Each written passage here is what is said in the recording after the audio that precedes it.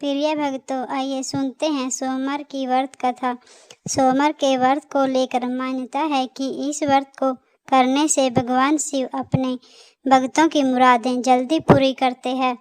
सोमवार का दिन भगवान शिव को समर्पित है, इसलिए इस दिन भगवान शिव की पूजा और व्रत करने से महत्व और ज़्यादा बढ़ जाता है। यदि आप सोमवार के व्रत करते हैं तो आपको सोमवार व्रत कथा पढ़ना बेहद जरूरी है, क्योंकि इसके बिना आपका व्रत अधूरा माना जाता है। आइए जानते हैं सोमवार व्रत कथा।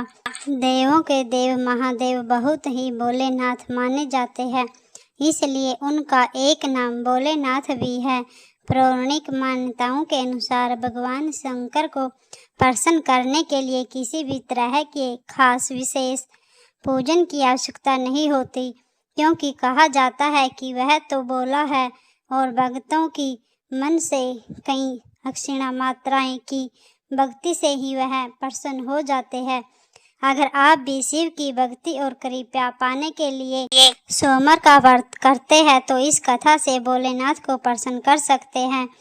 एक बार किसी एक नगर में एक साहूकार था। उसके घर में धन की कोई कमी नहीं थी, लेकिन कोई संतान न होने के कारण वह बहुत दुखी था। संतान प्राप्ति के लिए वह हर सोमवार का व्रत रखता था और पूरी श्रद्धा के साथ शिव मंदिर जाकर भगवान शिव और माता पार्वती की पूजा करता था। उसकी भक्ति देखकर एक दिन मां पार्वती प्रसन्न होकर भगवान शिव से साहूकार की मनोकामना पूरी करने का निवेदन किया। पार्वती जी के आग्रह पर भगवान शिव ने कहा कि हे पार्वती, इस संसार में हर प्राणी को उसके कर्मों का फल मिलता है और जिसके भाग्य में जो उसे भोगना ही पड़ता है। लेकिन पार्वती जी ने साहूकार की भक्ति देखकर उसकी मनोकामना पूरी करने की इच्छा व्यक्त की। माता पार्वती की आग्रह पर शिवजी ने साहूकार को पुत्र प्राप्ति का वरदान दे दिया, लेकिन उन्हें बताया कि यह बालक 12 वर्ष तक ही जीवित रहेगा। माता पार्वती और भगवान शिव की बातचीत को साहूकार सुन रहा था, इसलिए उसे ना तो इस बात की खुशी थी और ना ही दुख। वह पहले की भांति शिवजी की पूजा करता रहा। कुछ समय के बाद साहूकार की पत्नी ने एक पुत्र को जन्म दिया। जब वह बालक 11 वर्ष का हुआ तो उसे पढ़ने के लिए काशी भेज दिया गया। साहूकार ने पुत्र के मामा को बुलाकर उसे बहुत सारा धन देते हुए कहा कि तुम इस बालक को काशी विद्या प्राप्त के लिए ले जाओ। तुम लोग रास्ता में यज्ञ कराते जाना और ब्राह्मणों को भोजन दीक्षा देते हुए जाना। दोनों मामा भांजे इस तरह यज्ञ कराते और ब्राह्मणों को दान दक्षिणा देते काशी नगर निकल पड़े। इस दौरान रास्ते में एक नगर पड़ा, जहां नगर के राजा की कन्या का विवाह था। लेकिन जिस राजकुमार से उसका विवाह होने वाला था वह एक आंख से काना था। राजकुमार के पिता ने अपने पुत्र को काना होने की बात को छुपाने के लिए सोचा, क्यों न उसे साहूकार के पुत्र को दूल्हा बनाकर राजकुमारी से विवाह करा दूं। विवाह के बाद उसको धन देकर विदा कर दूंगा और राजकुमारी को अपने घर ले जाऊंगा। लड़के को दूल्हे के वस्त्र पहनाकर राजकुमारी से विवाह करा दिया गया।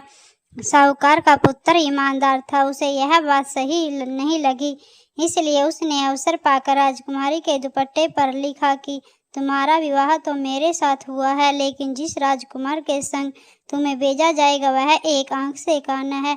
मैं तो काशी पढ़ने जा रहा हूँ। जब राजकुमारी ने चुन्नी पर लिखी बातें पढ़ी तो उसने अपने माता पिता को यह बात बताई। राजा ने अपनी पुत्री को विदा नहीं किया। फिर बारात वापस चली गई। दूसरी ओर साहूकार का लड़का और उसका मामा काशी पहुंचे और वहां जाकर उसने यज्ञ किया। जिस दिन लड़का 12 वर्ष का हुआ उस दिन भी यज्ञ का आयोजन था। लड़के ने अपने मामा से कहा कि मेरी तबीयत कुछ ठीक नहीं है। मामा ने कहा कि तुम अंदर जाकर आराम कर लो। शिवजी के वरदान के अनुसार कुछ ही देर में उस बालक के प्राण निकल गए। मृत्य बांजा को देख उसके मामा ने विलाप करना शुरू किया। संयोगवश में उसी समय शिवजी और माता पार्वती उधर से जा रहे थे। पार्वती माता ने भोलेनाथ से कहा, स्वामी, मुझे इसके रोने के स्वर सहन नहीं हो रहा। आप इस व्यक्ति के कष्ट को अवश्य दूर करें। जब शिवजी मृत बालक के समीप गए तो वह बोले कि यह उसी साहूकार का पुत्र है जिसे मैंने 12 वर्ष की आयु का वरदान दिया था।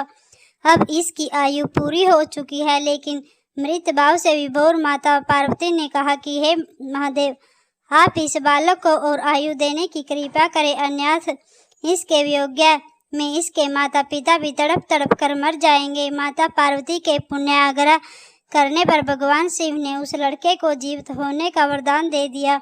शिव जी की कृपा से वह लड़का जीवित हो गया। शिक्षा पूरी करके लड़का मामा के साथ अपने नगर की ओर वापस चल दिया। दोनों चलते उसी नगर में पहुंचे जहां उसका विवाह हुआ था। उस नगर में भी उन्हें यज्ञ का आयोजन किया। उस लड़के के ससुर ने उसे पहचान लिया और महल में ले जाकर उसकी खातिरदारी की और अपनी पुत्री को विदा किया। इधर साहूकार और उसकी पत्नी भूखे प्यासे रहकर बेटे की प्रतिज्ञा कर रहे थे। उन्हें प्रण कर रखा था कि यदि उन्हें अपने बेटे की मृत्यु का समाचार मिलेगा तो वह अपने प्राण त्याग देंगे, परंतु अपने बेटे के जीवित होने का समाचार पाकर वह बेटा बेहद प्रसन्न हुए। उसी रात भगवान शिव ने साहूकार के सपने में आकर कहा, हे सृष्टि, मैंने तेरे सोमवार के व्रत करने और व्रत कथा सुनने से प्रसन्न होकर तेरे पुत्र की आयु लंबी कर दी है। इस प्रकार जो कोई सोमवार के व्रत करेगा या कथा सुनेगा और पढ़ता है, उसके सभी दुख दूर होते हैं और सभी मनोकामनाएं पूर्ण होती है। प्रिय भक्तों, आपको यह कथा थोड़ी सी भी पसंद आई है तो वीडियो को लाइक करें और चैनल को सब्सक्राइब करें। कमेंट में हर हर महादेव जरूर लिखें।